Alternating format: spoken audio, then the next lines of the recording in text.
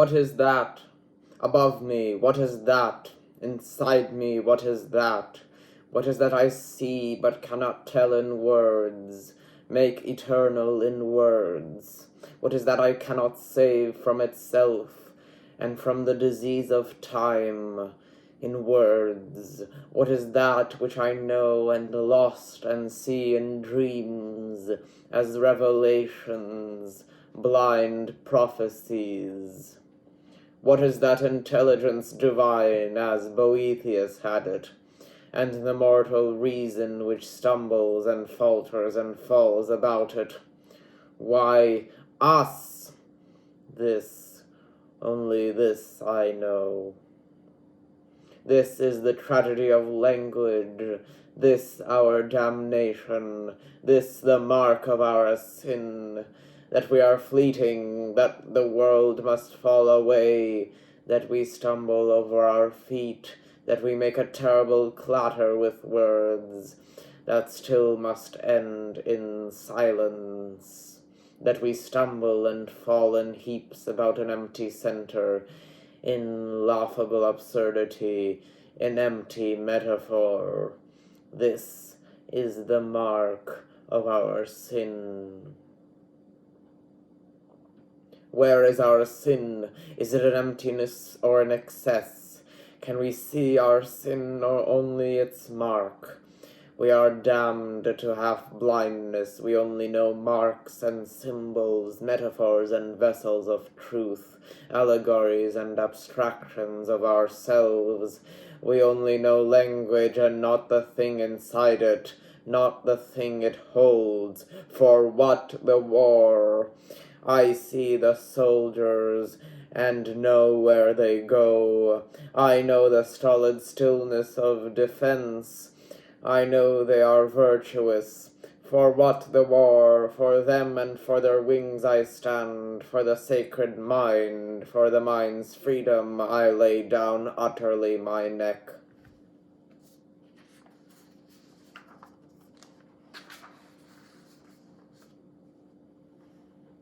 For the mind is to be worshipped, for God is of the mind, for the mind made the world and then a God to make it. For a person is mind and not body, for the mind is the soul. I worship the mind and collect its tears, and its tears are words, its tears are language. Ours is a language of weeping. Silence, for what the war? God and his word are the minds, that divinities, that humanities. The mind thought and all came to pass. The mind made God. Poetry as possession of the poet, as Heidegger had it, poetry comes from beneath the poet, from the earth through the poet. Poetry as the earth's mire and filth, poetry as disgust at the earth and at nature, poet of vates, the poet as prophet.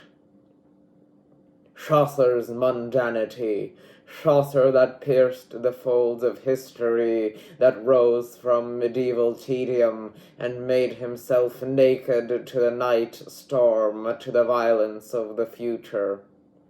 Geoffrey Chaucer that remembered the pining Boethius, and the self-pricking Augustine, that wound history and tradition and poetry into a vortex that unfurled itself 2 centuries later, and the Renaissance and Shakespeare and Milton and brave England came to be. And Geoffrey Hill, that poetic digger who died 7 years ago, who saw and birthed our human past into the back-blind present, and put on us metaphor's armor that we may stand and hold and live past the night storm. I found that armor and wore it, and it weighed me down.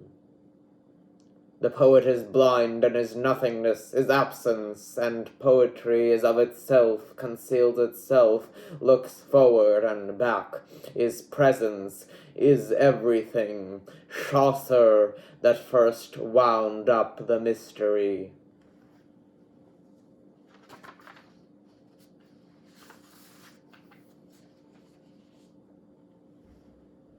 Baudelaire's dreams, Baudelaire's abyss, abyss of thought and symbol, the abyss of language. Baudelaire's dreams, the sea, the winged poet, and the mocking sailors, the morning's muses and the night storms, phantasms, the night's fever, the disease of thought. Baudelaire's dream of a literature after God, a world after God, a people that killed God. This dream Bach knew in his blind cave.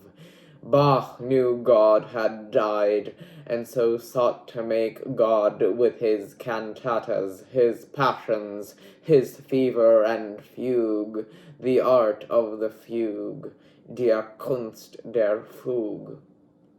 But hypocrisy can be smelt. He was frightened, and I forgive him.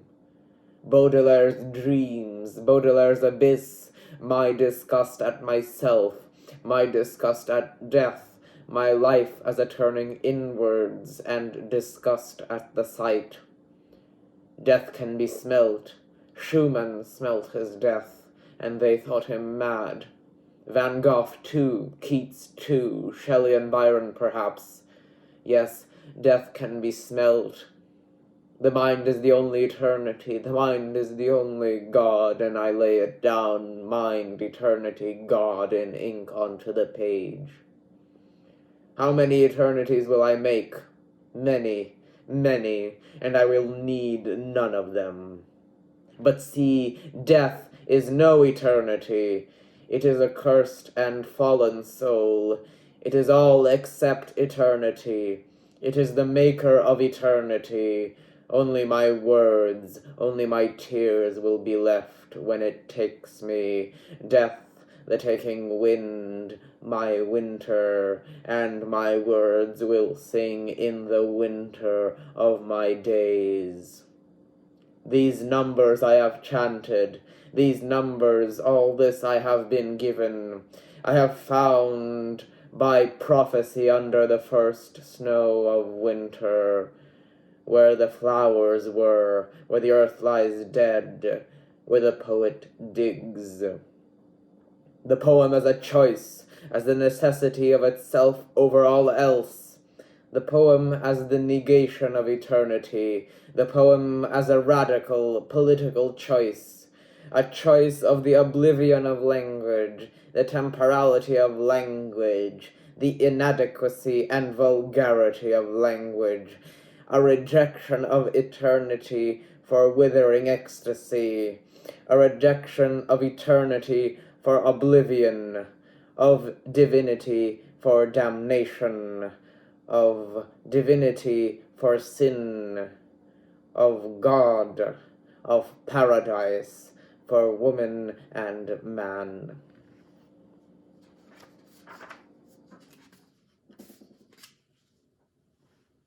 In the day we eat thereof our doom is, we shall die. So Milton heard, so the Father, so the 20th century mutters and spits.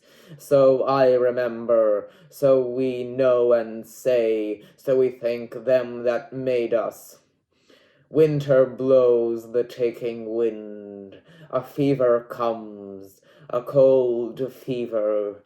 The body rots under the new snow. Winter takes away, the wind takes away, life takes away, death takes away, and what is left? The word that is the mind that is the word, the mind that is God, God that is the word, the poet that is God, the mind, the word, the poet. Neither life rots me, nor the wind blows me off, because my word remains. I will write for all my life.